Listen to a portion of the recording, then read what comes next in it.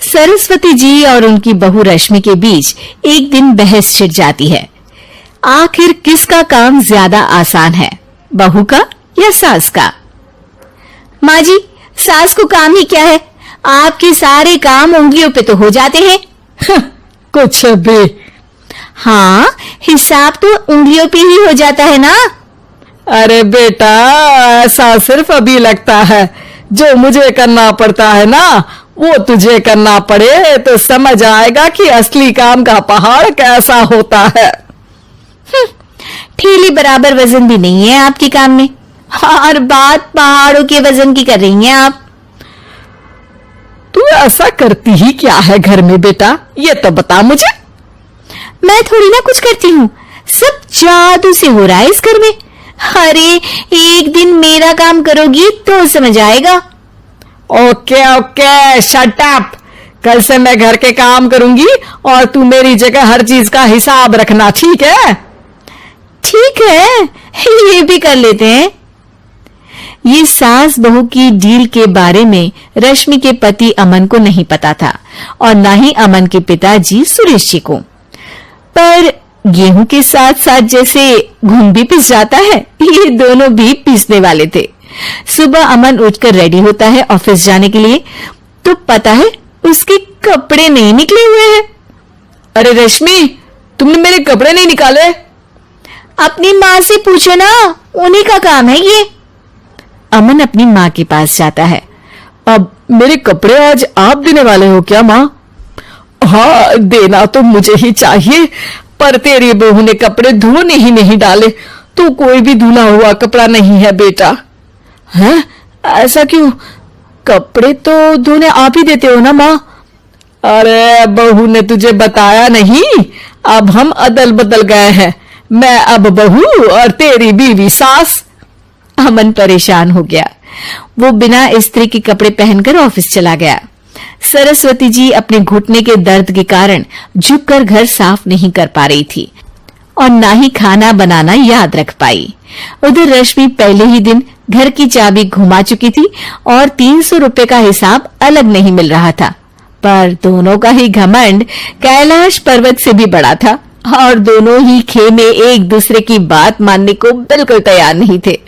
शाम को जब सुरेश जी और अमन खाना खाने बैठते हैं तो सरस्वती जी उनके सामने गाजर और पपीते लाकर रख देती हैं।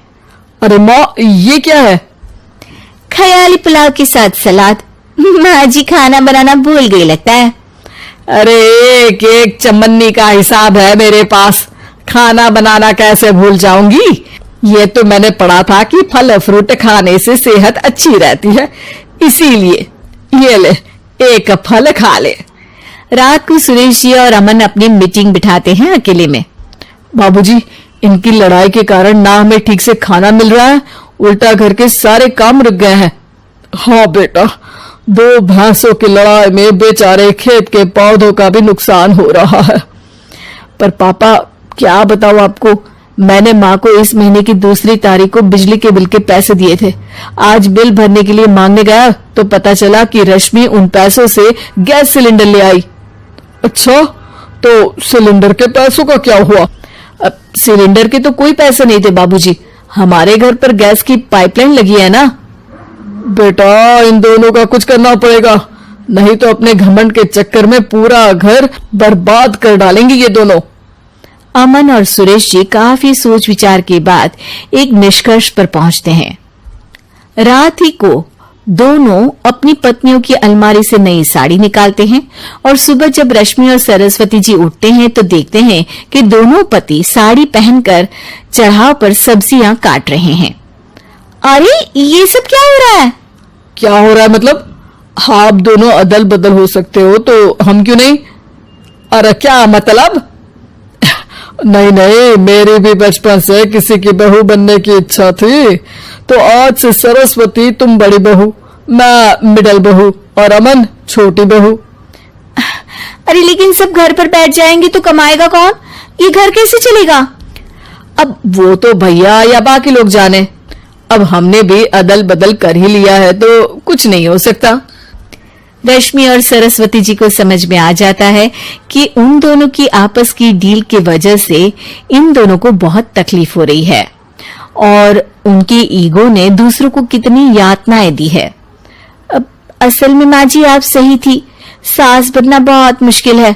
अरे हाँ बेटा, और तू भी, मुझसे तो नहीं हो पाया सब घर के काम, वापस बदल ले क्या? हाँ हाँ बिल्कुल माँ जी, और अब आप दोनों भी बदल लीजिए, कोई आ गया तो आप दोनों को देखकर क्या सोचेगा। अच्छा है, आप दोनों के समझ में ये बात तो आई, मैं फटाक से कपड़े बदल लेता हूँ। अरे रुक जा बेटा, एक फोटो ले लेती हूँ तेरी, मेरी बेटी होती तो तेरे जैसी ही दिखती साड़ी में। और मेरा फोटो नहीं लोगी?